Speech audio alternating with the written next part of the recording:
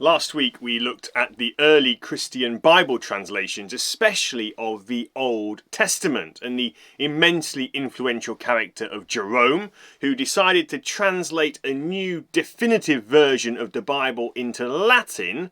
But when he did so, he decided to translate the Old Testament from the Hebrew of his time rather than from the Greek Septuagint, which was the more traditional and widespread version among the Christians.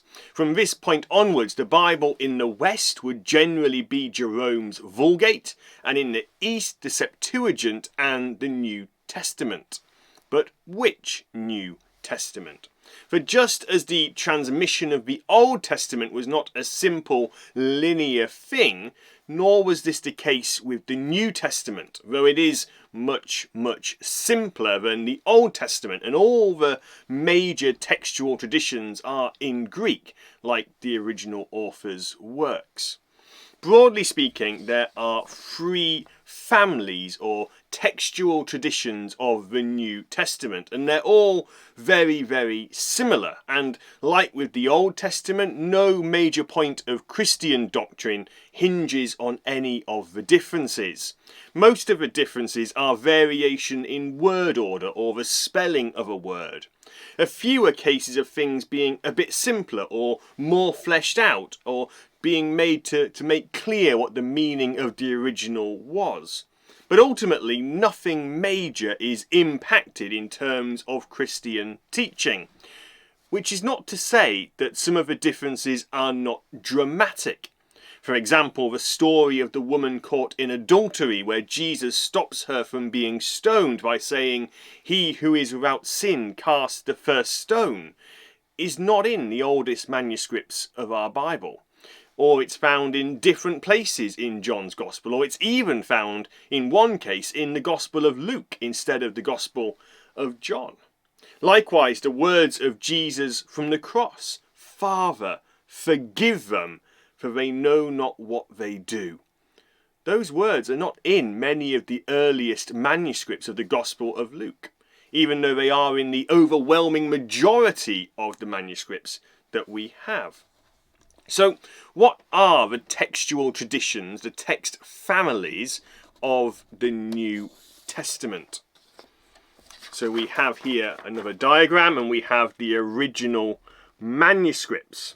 Well, first of all, we have this, the Byzantine majority text type from the 5th to the 16th centuries. And this is the majority of our manuscripts, and I do mean the overwhelming majority fall into that family. 95% of all our New Testament manuscripts are Byzantine text type, often called ecclesiastical or the church text. This is the Greek New Testament, which is still used by the Eastern Orthodox churches today, and that formed the basis for the Reformation Era translations.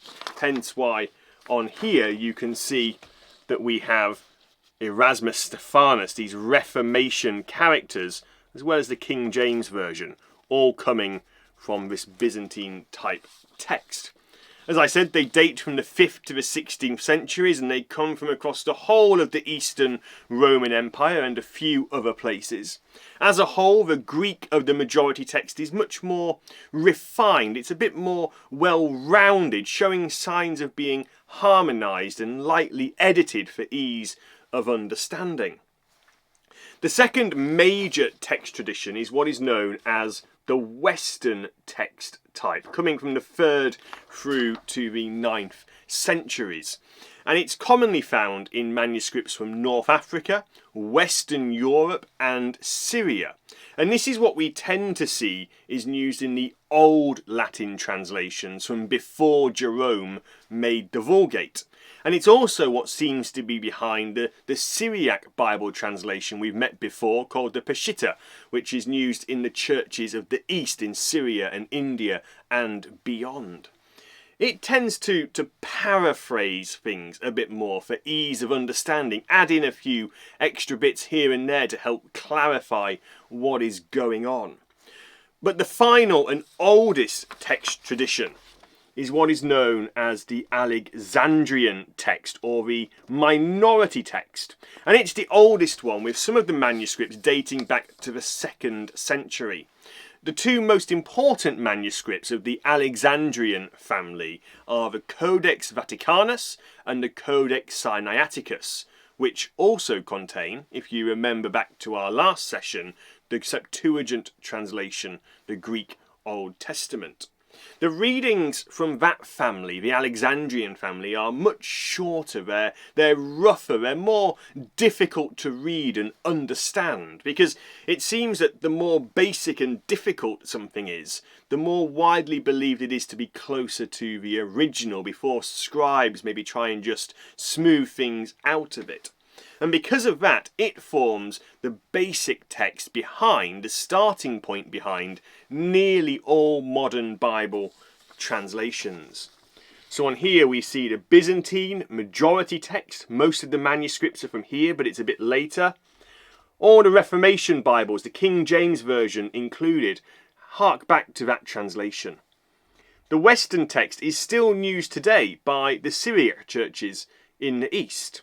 But it's these Alexandrian texts, the oldest manuscripts, that have the priority in all the modern translations like the NIV, the NASB, the ESV, the CSB, etc. Those are the three main text types.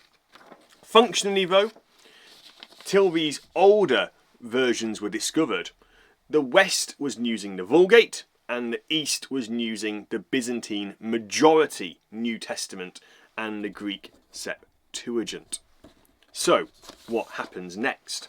Well, while this is going on, the rabbinic Jews who lost their temple in 70 AD had been widely scattered and were impacted in the 7th to the 10th centuries by a group known as the Masoretes, who were mainly in medieval Palestine and Iraq. Now, the Masoretes, they worked to standardise the Jewish Old Testament, especially in how it was pronounced and how it was divided into paragraphs and verses.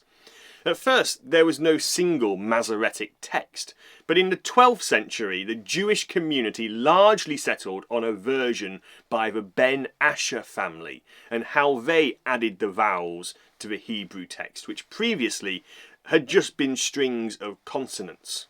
Our oldest manuscripts of the Old Testament in the Hebrew comes from the Masoretes, and it dates from the 9th to the 10th centuries, hundreds of years after the earliest examples of the Greek Septuagint. But then not much would change in the world of Bibles for another 500 years till the Enlightenment and the call to go ad fontes, back to the sources in the search for true knowledge, which led to an academic revival in Western Europe at that time, the Renaissance. A revival which really came on the back of Greek monks and Greek academics fleeing westward the collapse of the Byzantine Empire at the hands of the Ottoman Turks. And these Greeks brought with them learning, and most importantly, Greek biblical manuscripts. And it was based on these Greek Bible manuscripts that the scholar Erasmus would put together his version of the New Testament in Greek. He had 6 main manuscripts, 5 of which were nearly all the same and 1 which was a bit different in places, and comparing those together, as well as looking at the Latin Vulgate, he tried to work out what was the original, earliest reading. And what Erasmus put together became known as the Textus Receptus. The Textus Receptus, the received text. And it's very, very similar to that Byzantine majority text that we spoke about earlier. Here you have that Byzantine majority text, and here Erasmus, Stephanus, the Textus Receptus. It's a very, very similar kind of text, and it was first published in 1516, and then it went through a number of other editions as corrections were made and some more manuscripts came to light. One issue, though, with the Textus Receptus which was essentially used by all the Reformation era translations, including the King James Version, is that Erasmus lacked a complete copy of the Greek book of Revelation, which meant at the end of the book, he simply looked at the Latin Vulgate and translated it back into Greek, or how he thought the Greek must have gone. In other words, Erasmus essentially guessed at what the original Greek was going to be. He also adjusted some parts of the Greek to match what the Latin Vulgate had added in and what some of the church fathers say.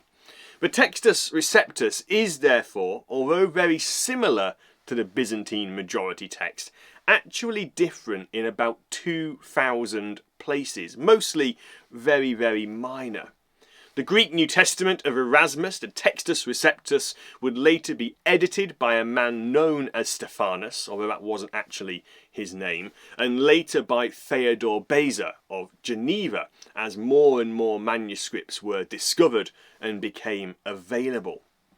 All of this meant that at the start of the Reformation, the reformers, looking to go back to the sources, had available to them, instead of the Latin Vulgate, some Greek manuscripts compiled by Erasmus, and also an increasing access to Hebrew and the Masoretic text. The Luther Bible, completed in 1534, not just by Martin Luther, though he did do a lot of it, was a significant example of this Hebrew-Greek new set of translations, and many translations would follow in French and Spanish and English and other languages wherever the Reformation went. Now, in England, the Bible had been translated into English in the late 14th century, in the 1380s, by the morning star of the Reformation, John Wycliffe, and men like John Purvey and Nicholas Hereford, his friends. The Wycliffe translation, though, was a translation from the Latin. It wasn't at a time when there was the Hebrew and Greek. But nonetheless, it was very, very popular. And despite attempts to destroy them, a number of them have survived even to this day. During that time, in the 14th, 15th century, the Lollards, which was the name given to the followers of Wycliffe, would often memorise entire books of the Bible to recite to each other when they gathered together under a guise of darkness, and they would be known by the name of the Bible book they had memorised. Someone would be called 1 Corinthians, someone would be called Ezekiel, and they would be the ones who knew that book from memory. Something which is not only epically cool, but also did help hide their identities if any were captured. Now, how much the later Reformation English translations, 150 or so years later, were influenced by the popular phrasing of Wycliffe is hard to say. And given they were working from Hebrew and Greek and not revisiting Wycliffe's book itself, it's generally thought to be very little. That said, however, a huge amount of similarity in phrasing and word choice in many of the most memorable places and famous Bible texts would lead me personally to think that there was more influence from Wycliffe on the later translations than is generally recognised. So in terms of English translations of the Bible, we start here with John Wycliffe in 1380, and there's this dotted line, this weak connection to our man Tyndale. William Tyndale translated the New Testament from Erasmus's Textus Receptus in 1526, and then began work on parts of the Old Testament from the Hebrew in the years that followed.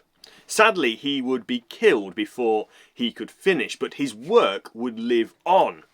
Miles Coverdale would muse what Tyndale had done and fill out the rest of the Old Testament by translating Martin Luther's German, based mainly on the Hebrew, into English, Coverdale himself not knowing Hebrew at this time. And therefore Coverdale would make the first complete English Bible translation since Wycliffe over 100 years before. The Psalms of Coverdale's Bible are still used to this day in the Anglican Book of Common Prayer. So we have from Wycliffe to Tyndale to Coverdale. And then we have the Matthew Bible, which would be put together with input from John Rogers, and later from there the Great Bible and the Bishop's Bible. So here we go, Tyndale, Coverdale, they come together, help the Matthew Bible, the Great Bible, which is replaced by the Bishop's Bible. And all of those came together when they made in 1611 the King James Bible, arguably the most influential translation of the Bible of all time. Remarkably, about 80% of the King James Version is the same as Tyndale's. So it's almost Tyndale's version. You see how nearly all of these Reformation translations, Coverdale also did work on something called the Geneva Bible, but more on that in a much later session. They all come back together to the King James Version of 1611. Now, the King James Version was based on the Hebrew and the latest Greek Textus Receptus of Theodore Beza, and was heavily guided by the work of earlier versions, but it would become the standard authorized version, which is another name it is known by, for centuries.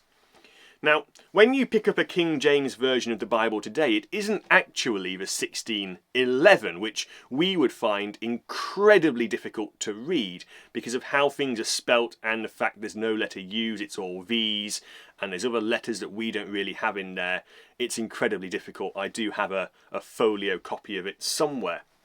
What we actually buy is the 1769 edition, edited edition, by Francis Parris and Benjamin Blaney, who was from Oxford. And that was made because the English language and spelling had changed. It's moved on dramatically over the intervening 150 years since 1611. And there were various versions of a modernised King James floating around that contained all kinds of errors and misprints. And so, following Francis Parris's work, Benjamin Blaney, 1769, put together a new definitive King James, which is what you can still pick up in the shops today. But in the following years, the following century, many new manuscripts were discovered, and the Church of England set about commissioning a revised version of the King James in 1881 to bring in all these new manuscript finds. And so we see from the King James Version, the British Revised Version. But it never found popular support by anyone really in England, unlike the American Standard Version of 1901, which was a revision and adaptation of the British Revised Version, and still a version essentially of the King James Version.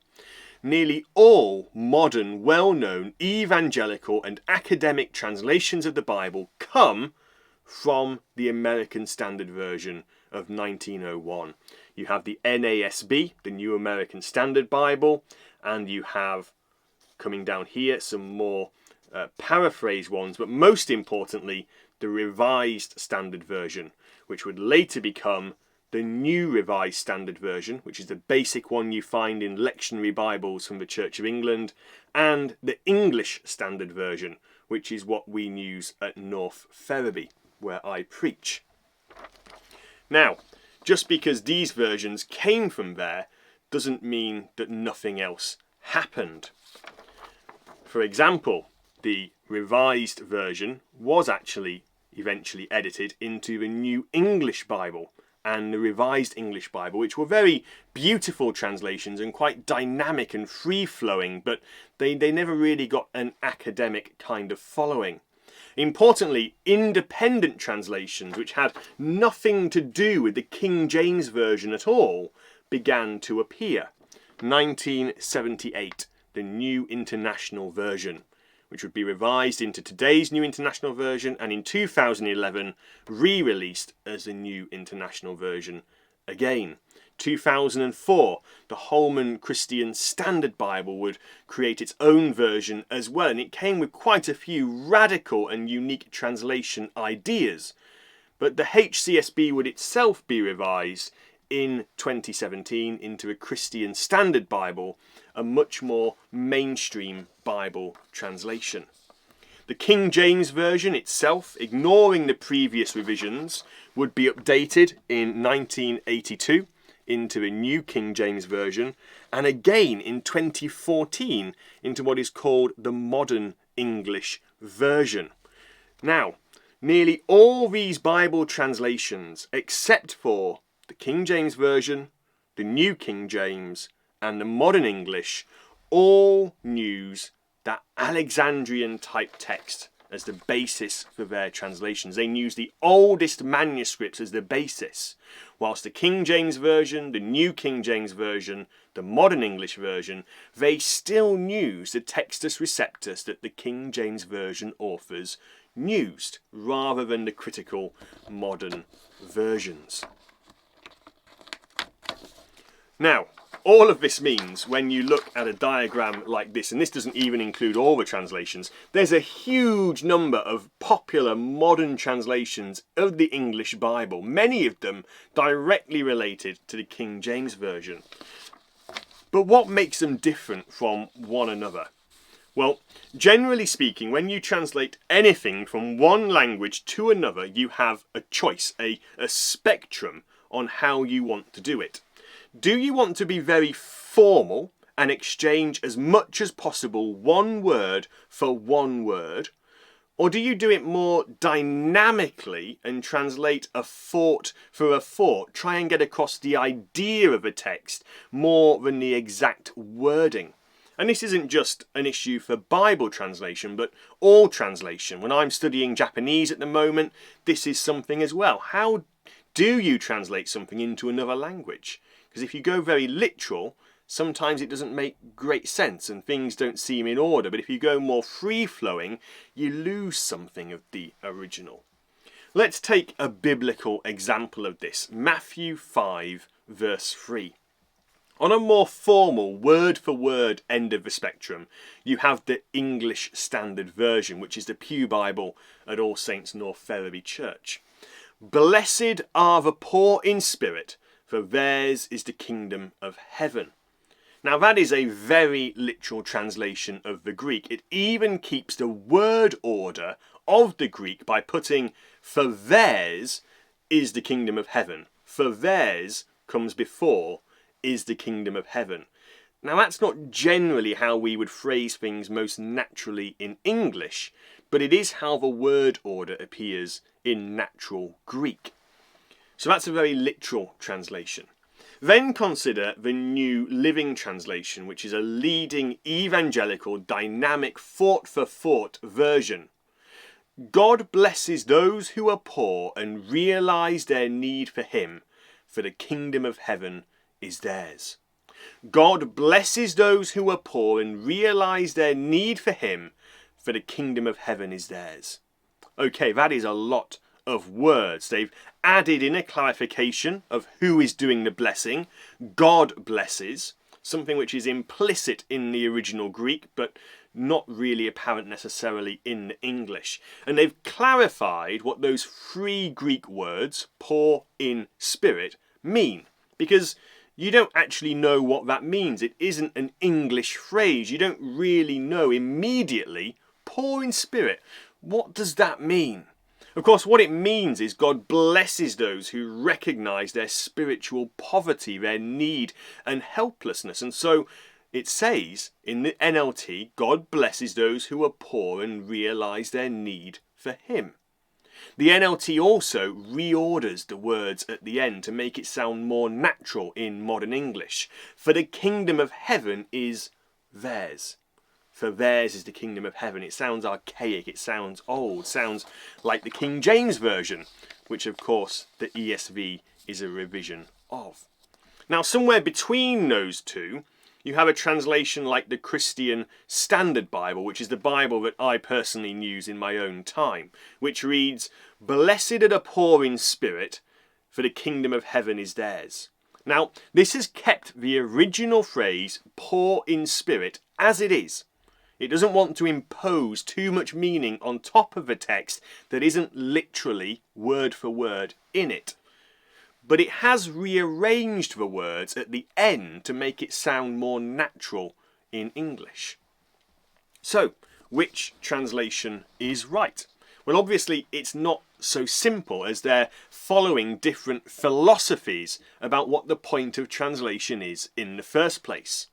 That said, it is worth reflecting on these things. I love the NLT, and I would highly recommend it for private reading and to many new Christians, but I find it very hard to preach from the more free-flowing translation of the NLT when it comes to a book like Romans or 2 Corinthians. Meanwhile, I find the ESV very easy to preach from most of the time, but I think that it is very clunky and unnatural and difficult to read at points. Now, this diagram shows how modern translations and the King James Version compare on a scale from word to word to thought, from formal equivalence to dynamic equivalence. But also, interestingly, it shows the reading age that a person would roughly need to be to understand and follow that Bible translation. Reading age is essentially what the British government wants school children to know by that age. But the problem is that the average reading age in the UK is only 9. So let's look at these different modern translations. At the most literal end of the spectrum, we have the NASB. You need to be 16 plus in reading age to understand that. The English Standard Version that we use at North Ferriby, it's also very, very literal, word for word. 15 plus reading age. The New King James Version and the Modern English Version, those Bibles that follow the same Greek text as the King James Version, they're about 12 plus. The King James Version itself, 17 plus, 18 plus reading age. It's very hard for people these days who haven't been going to church all their lives to understand what the King James Version says. And then just here, kind of on the border between word for word and thought for thought, you've got the Christian Standard Bible, reading age about 12. The NRSV, the most commonly used Bible by the Church of England in all its formal things, reading age 16 plus. Probably not that great on a council estate or somewhere like that. No wonder the Church of England is so often thought of as middle class at prayer. The New English Translation, the NIV, very popular, the most popular Bible translation in the world today. It's firmly within thought for thought, reading age 12 plus. The Revised English Bible, beautiful language, 11 plus. The New Living Translation, solid, evangelical, free-flowing, thought for thought, 11 plus. The Good News Bible, often used by the Gideons and others, 12 plus. Contemporary English, 10 plus. And the Message, which isn't really a translation, it's a complete paraphrase, comes in at 9 plus reading age. Worth pausing and reflecting on these kind of things. How literal a translation is, what the reading age is, what are you going to get across the meaning with? So, on that note, a few questions. What manuscripts do you think we should be using first and foremost when translating the Bible? The oldest manuscripts, which are in the minority in terms of our number of them, or the majority witness of later manuscripts accepted by the church? How much should reading age impact our choice of translation in church? How do you decide what Bible translation you're going to use at home in your own devotional and study time? And finally, how should churches decide what their Bible version in the pew is?